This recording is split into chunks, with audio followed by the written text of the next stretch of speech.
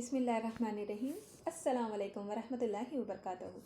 तो चलिए, बहुत दिन के बाद आज हम हिस्ट्री पर आते हैं। तो हिस्ट्री के हमारे जो लेसन हैं, अल्हम्दुलिल्लाह से 3 लेसन तो हो चुके हैं। उसमें हमने जो लास्ट लेसन देखा था, थर्ड लेसन था हमारा भारत में तांबे के अहद के गांव। और उससे पहले हमने हड़प्पा, मोहनजोदाड़ो शहरों की क्या खसूसियत थी, उस दौर के और भी दिगर जो शहर थे उनके भी बारे में मालूमात हासिल किए थे।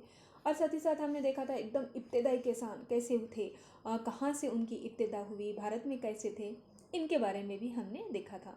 और हर दौर की हम साथ ही साथ क्या देखते आ रहे हैं कि खसूसियत, और ये एकदम क़दीम दौर के बारे में देख रहे हैं। तो जाहिर सी बात है यहाँ की जो खसूसियत हमें जो पता चल रही है, तो मेन किस चीज़ से में रहेगी, तो उनकी समाजी ज़िंदगी, उनकी माशी ज़िंदगी, इनके बारे में हमने देखा था। ठीक है, तो आज हमारा अल्हम्दुलिल्लाह से लेसन नंबर 4 शुरू होने वाला है, और उसका आज हम देखने वाले हैं 4.1। ठीक है, और हमारे लेसन का नेम है वैदिक दौर। और इसमें टोटल हमको जो स्टडी करनी है वो 4 पॉइंट है, मीन्स अपने को 4 टॉपिक्स दिए गए हैं। फर्स्ट वन है वैदिक तहजीब, वैदिक अदब, लिसानियात और आसार क़दीमा। और सेकंड रहेगा उसके बाद वैदिक दौर का वैदिक अदब और समाजी तंजीम। थर्ड वन है वैदिक अदब के ज़रिए ज़ाहिर होने वाली इब्तदाई वैदिक तहजीब। और लास्ट वन रहेगा माबाद वैदिक दौर।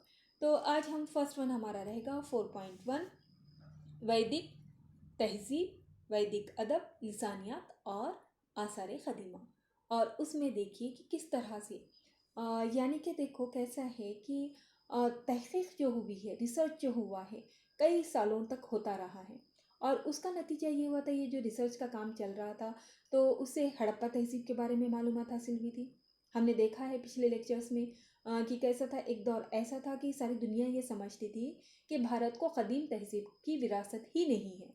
लेकिन जैसे ही हड़प्पा तहज़ीब के बारे में पता चला, तो इसके बाद क्या मालूम हुआ कि भारत में भी एक जो 4 तहज़ीबें क़दीम मानी जाती हैं, उनमें से एक तहज़ीब भारत की भी है। और वो भी तहज़ीब ऐसी वैसी नहीं थी, बल्कि बहुत ज़्यादा तरक्की याफ्ता थी। ठीक है, तो अब हड़प्पा जो तहज़ीब है, तो उसका जो है हमने देखे थे कि ये ज़वाल पज़ीर हुई थी। और उसके बारे में कैसा था, अलग अलग इख्तिलाफ़ राय था। किसी ने कहा था बैरूनी हमले की वजह से, किसी ने कहा था कुदरती आफ़ात के ज़रिए से। लेकिन ये फ़ाइनल है एक बात, मतलब ज़्यादातर लोगों का इस पर इत्तेफ़ाक़ राय है कि कुदरती आफ़ात और माहौल की ख़राबी की वजह से ही ये ज़वाल पज़ीर हुई। लेकिन उसके बावजूद, यानी कि अब ये तो पता हुआ है हड़प्पा तहज़ीब के बारे में जो कुछ मालूमात हुई है, वो सब के बाद भी बहुत सारे सवालात ऐसे हैं जिनके जवाबात नहीं मिल पाए हैं। अब यानी कि ये देखिए कि ये आर्या जो लोग थे, ये कौन थे?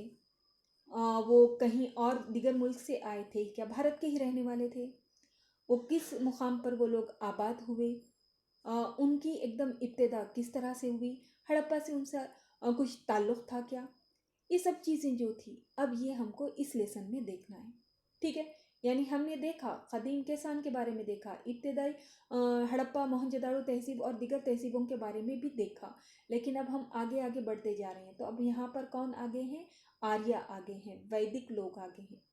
तो अब ये वैदिक लोगों के बारे में भी हमको देखना है कि ये है कौन, एक्चुअल ये कहाँ से रिलेटेड है।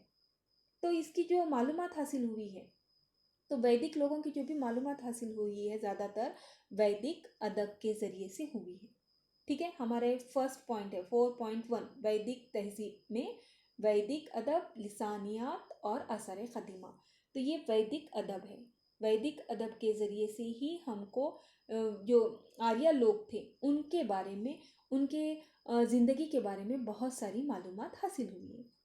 ठीक है, अब ये जो है इनका वैदिक अदब जो है, इनकी बुनियाद जो थी, मीन्स ज़्यादातर देवताओं की हमद सना की शक्ल में पाए जाते हैं। और उसमें उन्होंने वैदिक उसमें जो अदब है, उसमें इंद्र देवता के बारे में ज़िक्र है। यानी कि ज़्यादातर मजहबी वेद है, ये इन मज़हब से मुतालिक है। लेकिन इनके ज़रिए से कैसा है, इन अदब के ज़रिए से एक चीज़ और ये पता चली है कि वैदिक लोगों का अहद कौन सा था, उनका दौर कौन सा था। उस बारे में कहा जाता है कि इनका 1500 क़ब्ल मसीह के आसपास रहा होगा, और उसी दौर में इनकी तख्लीक़ हुई होगी। और लोकमान्य तिलक ये इल्म नजूम जो रहता है, उससे उन्होंने मतलब उसमें एक्सपर्ट थे, उनका कहना था कि उनका ज़माना 6000 क़ब्ल मसीह के आसपास रहा होगा। ठीक है, तो ये जो है इनका जो वैदिक अदब है, वैदिक अदब में देखिए ये इनके 4 वेद इम्पॉर्टेंट है। ऋग्वेद, यजुर्वेद, सामवेद, अथर्ववेद।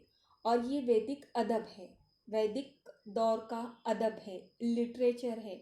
यानी कोई भी जो किताब होती है, अदब होता है, उस दौर के बारे में उसमें लिखा होता है। जैसे आज की अगर हम अगर आप लोग के लिए छोटा सा अगर एक एग्जांपल देने के लिए कि जैसे वो बच्चों की दुनिया एक मैगजीन आता है, तो उसमें जो मालूमात होती है तो वो आज के दौर से रिलेटेड होती है। उसमें बहुत सारी इन्फॉर्मेशन दी जाती है, जदीद मालूमात, तो उसमें आज का झलक रहती है। वैसे ही ये वैदिक अदब उस दौर में लिखा गया था, तो जाहिर है उस दौर के क्या हालात है उनकी झलक इस अदब में है। और इसके ज़रिए से हमको जो आर्यन लोग थे या वैदिक लोग थे उनके बारे में पता चला है। ठीक है, आर्यंस को क्या कहा गया है कि इन्हों जो है वैदिक जो तहजीब आने वाली है ये इसके फाउंडर्स थे, उसकी उन्होंने बुनियाद रखी थी। और इनका जो रहा है तो इस तरह से इनके बारे में जो बात का जो वैदिक अहद है उसके ये है। अब देखा हमने इस तरह से हमने मालूमात हासिल की है कि वैदिक अदब में किस तरह से हमको आर्यों के बारे में पता चलता है कि वो लोग कहाँ से, मीन्स उनका क्या दौर हुकूमत रहा है, और वो लोगों की क्या चीज़ें उनकी ख़ास रही है, उनकी मज़हब का इम्पोर्टेंट हमको पता चलता है। ठीक है, अब अगर हम आते हैं अपने फर्स्ट पॉइंट में कि सेकंड चीज़ पे लिसानियात। अब ये क्या हुआ था कि 16वीं सदी में क्या हुआ, इसका इब्तिदा हुई। अब यहाँ पर कैसा था कि उस वक्त तक के आर्यों के तस्वुर के बारे में पता नहीं था। वैदिक और आर्य लोग एक ही उसमें, हाँ, अलग अलग नहीं समझना है इसको। तो अब 16वीं सदी में क्या किए कि यूरोपियन स्कॉलर्स जो थे उन्होंने वो जो स्कॉलर्स ने संस्कृत और लातीनी यूनानी ज़बानों में कैसा था कि बहुत सारी सिमिलैरिटी थी, एक जैसे थे। तो इसकी वजह से क्या हुआ था, इंडो यूरोपियन ज़बानों के ख़ानदान का नज़रिया फ़रोग़ पाया। यानी इनका ख़ानदान एक है, मतलब पिछला जो है एक है, उस वजह से इनमें एकसानियत पाई जाती है। तो इसमें इंडो यूरोपियन लिसानी ख़ानदान की मादरी ज़बान यानी उन ज़बानों की माँ की तलाश को रफ्तार बख्शी। कब? 16वीं सदी में लिसानियत पर आ गई। यानी अब ज़बान ये चीज़ों में बहुत सारी चीज़ें एक जैसी थी, लातीनी, यूनानी और संस्कृत ज़बानों में सेम सेम थे बहुत सारे वर्ड्स। तो उन्होंने ये उनकी तहकीक ये शुरू हुई कि ये इन लोगों का जो मेन अल्फ़ाबेट्स है, यानी उनकी जो मेन माँ है वो एक जैसी है, उसके ज़रिए से भी बहुत सारी चीज़ें पता चल सकती हैं। तो इस नज़रिए ने क्या किया, लिसानियत की एक नई शाख जो थी फ़िलॉलोजी, ये इसको जन्म दिया।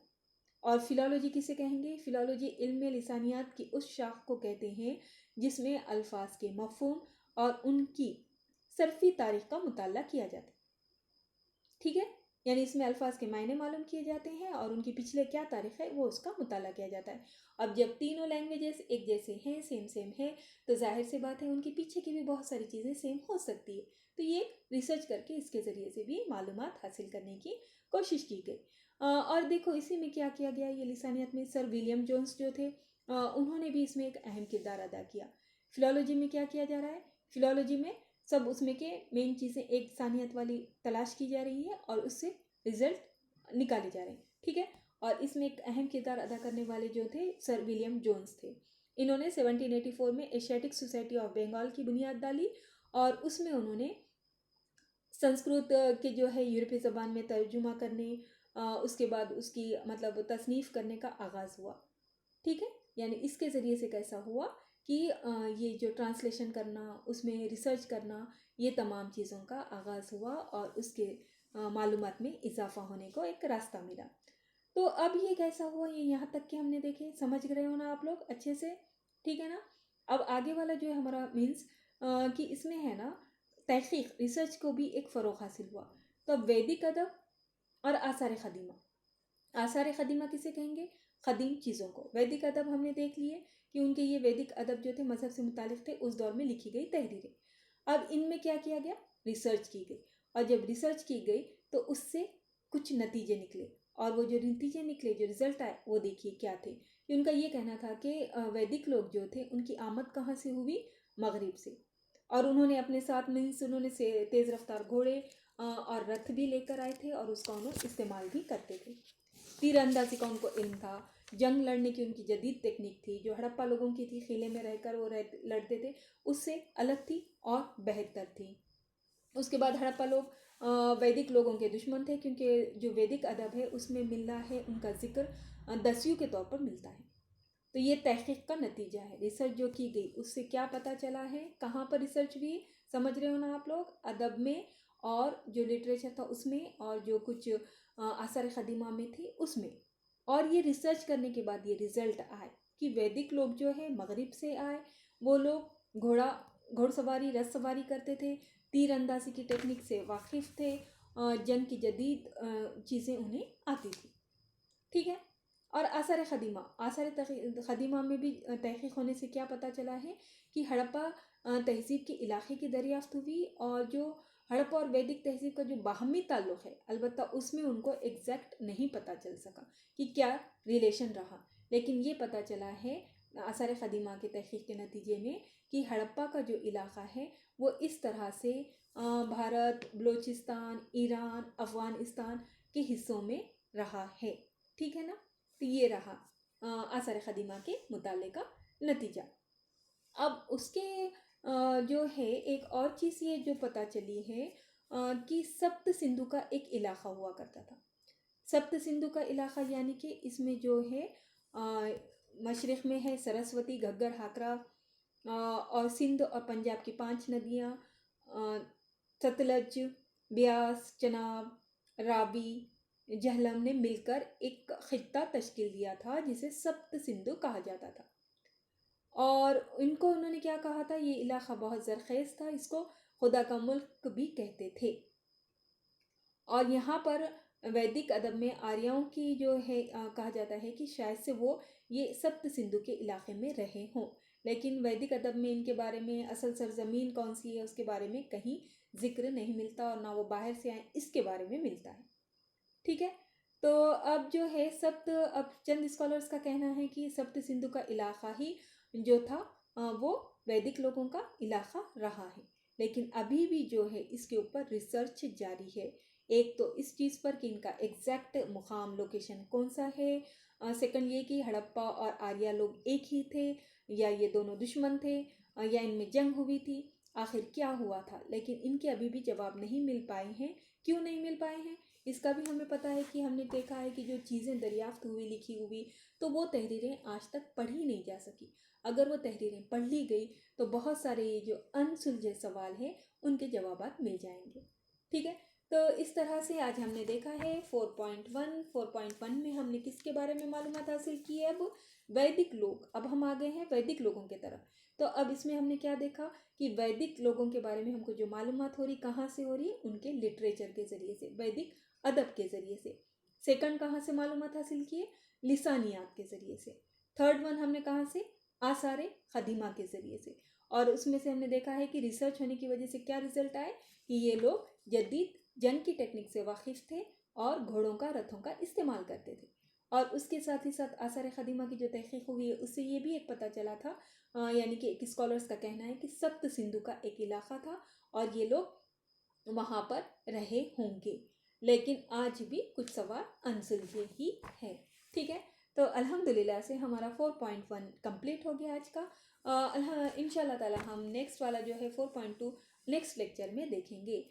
तब ये पढ़ाने के बाद एक काम किए, मतलब ये क्या करना है आप लोगों को कि पढ़ने के बाद अच्छे से इसको समझने की एक बार कोशिश कीजिए, जहन में इसको रिवाइज़ कीजिए, और टेक्स्ट बुक अगर आपके पास है तो उसमें रीडिंग भी कीजिए। और ठीक है, फिर इंशाल्लाह नेक्स्ट लेक्चर में फिर आगे का हम देखेंगे। तब तक के लिए अपने लिए, सभी के लिए, सभी मुसलमानों के लिए दुआएं कीजिए। ठीक है। चलिए फिर, अस्सलाम वालेकुम वरहमतुल्लाहि वबरकातुहू।